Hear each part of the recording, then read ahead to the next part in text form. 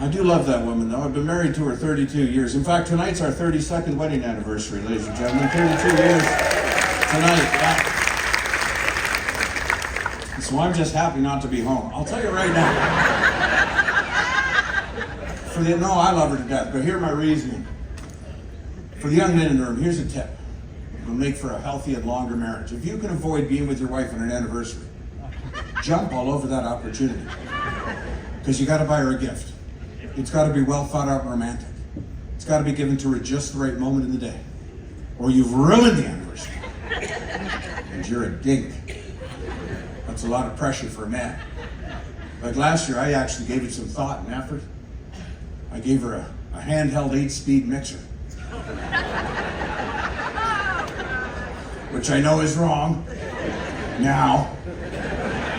I like just saying it for the stunned silence that news receives, because women are like, oh. And guys are like, well, geez, that's a good gift. Nope, 4.5 hours to get it out of my ass. So, yeah, I'm not saying I didn't enjoy it. I'm just saying that was a lot of time.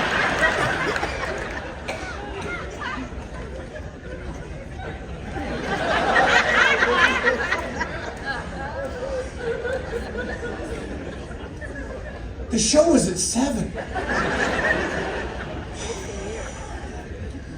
All right, this is my first time on the Silhouette, but I've already asked Angela if I can come back again so I can finish downloading my email. I sometimes put peanut butter on my vagina. I almost said on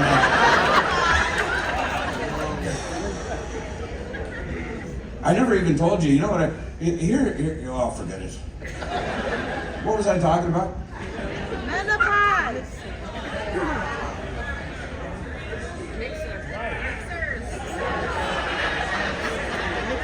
Do you see what you missed?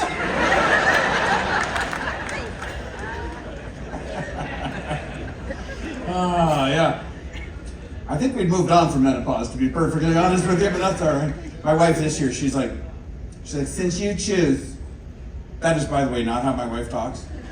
But like most men, we cannot do an impression of our wives. We turn them into this high-pitched, whiny, cranky thing, which actually is fair, because when our wives do an impression of us, they turn us into complete idiots, you know? I don't know where the ketchup is.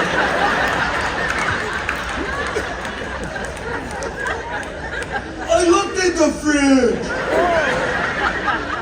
Boy, that hit home with a lot of people. Anyway.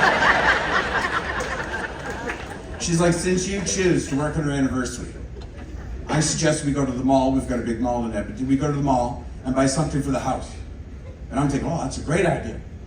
You know, but I'm still helping out with ideas and suggestions, because by nature we're problem solvers. Hey, men, you know, I'm like, hey, we could buy a new flat screen TV for the rec room. Why not? Hey, a lot of good sports coming up. Or, I don't know, new tires for the truck. Hey, because we've had a couple of rough winters up in Canada last couple of years. Or, oh, maybe a new router for the basement. Hey, because the Wi-Fi is getting kind of sketchy in the downstairs bathroom. So, yeah, it turns out all those ideas were wrong. Yeah, we're the proud new owners of a bed in a bag. A bed in a bag. There isn't a man in this theater who knows what I'm talking about. But I guarantee you the women do. Ladies, by applause, how many of you know what a bed in a bag is? Of course you do. I'll teach you, boys, because somebody had to teach me. Pay attention. No, I'll teach you, sir. Up here. A bed in a bag is everything you need for a bed. In a bag. It's like a sheet, fitted sheet, comforter, pillowcase, skirt. What am I missing? Women cannot contain themselves when it comes to a bed in a bag. You need only hesitate for a moment. A sham, sham, sham, sham, sham, pillow, sham, sham, pillow. And it's not like a rip-off sham. Don't be confused, fellas. I don't want to lose you. It's not like a rip-off sham. It's one of those frilly things women put on their pillows. Actually, it is a rip-off, eh? Your wife puts it on a pillow, then you're never allowed to lie down on the damn pillow. Yeah, it's a sham. That's what it is. What was the point of this story? Oh, my anniversary. Here's the point. Here's the point. I've never been more impressed with my wife than I was the day we went shopping for the bed in the bag. Like, you boys want to learn about retail, go with a woman. They invented the sport, they executed with surgical precision. We walk in the store, boom, she's gone. She knows exactly where they'd be in the store. I don't know how. They're at the back. Who knew? I had to follow her dust trail just to find her. By the time I get to the beds in a bag, she's landed one. They're the size of a tuna, these things. I walk up, she's got one. She's like, do you like this one? I was like, oh my God. I love it. You know, because it's dark when I go to sleep, and I don't care at all. She's like, well, I hate it. Okay, not sure why two of us are looking at it then, but that's fine. Pulls on the second one. Do you like this one? I'm just guessing now. No? Oh, I like that one. Damn it, wrong again. Now I'm playing possum on the third one. I'm just trying to outmaneuver my own wife. Do you like this one? Well, I don't know. Do you like it? Yes, me too. What are the odds? This is where it gets impressive. Are we out of here now? No. What are you, stupid? We've just begun. She opens up the bed in the bag, starts making illegal substitutions out of other beds in the bag. I've seen women do it. It's like, get the fitted sheet from now. We'll put the sheet back. I don't want this sham. Get me that one over there. I'm just like, oh my God. Are you allowed to do this? I'm waiting for her in the parking lot with the engine running. Come on! No, she drags me to the cashier. I'm sweating bullets like we're smuggling crack. I'm trying not to make eye contact with the woman at the Walmart so as not to let on there's a crime taking place. And that's when my wife pipes up with, oh, by the way, this bag's been opened. Is there a discount? Yeah. And the woman knocks $20 off the bed in the bag. I was amazed, like the hell with betting. Let's go buy a car. Now, folks, I'm going to tell you something I didn't think I would tell you tonight. It might put me over my time a little bit, but what the hell?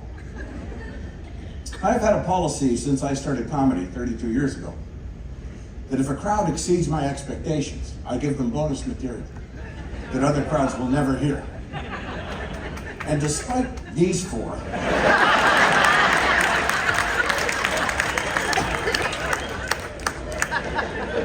you have exceeded my expectations.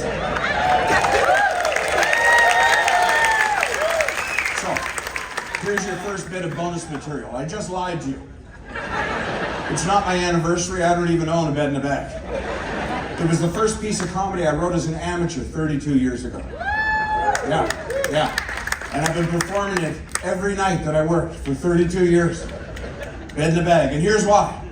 Because I know, all you Americans, when you looked at the program, you went, what's on tonight? Oh, it's a Canadian. Oh, who is it? Andrew Grose. All the Americans were like, oh, never heard of that guy. But I can assure you that Canadians in this theater have never heard of me either. But as soon as I do Bed in the Bag, they're going to go, oh my God, it's the Bed in the Bag guy. It's been on TV in Canada a gazillion times. It's been on The Tonight Show. It's been everywhere. Everyone knows me in Canada as the Bed in the Bag guy. That's how they all knew to say sham, because they'd all seen that bit before. But here's the thing. As popular and as successful as that bit has been for me, I would now, with 32 years experience, never write that bit. And I'll tell you why. Because it's critically flawed. And I'll tell you what the critical flaw is. Why would I be shopping with my wife? My wife doesn't want to shop with me. She says I turn everything into a joke. Yeah, I know, there's some merit to that argument. We were at that, what's that furniture, the Swedish furniture store, what's it called? IKEA, yeah, thanks. We're at IKEA. She picks out a floor model couch. It was the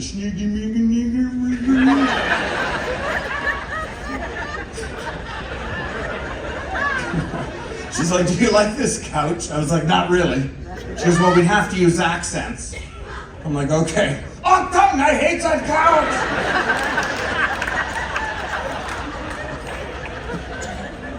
And I'm not allowed to buy things on my own. I will say with confidence and full honesty, I don't have credit cards. I have no Visa, MasterCard, American Express, Discovery. I don't even have a bank card.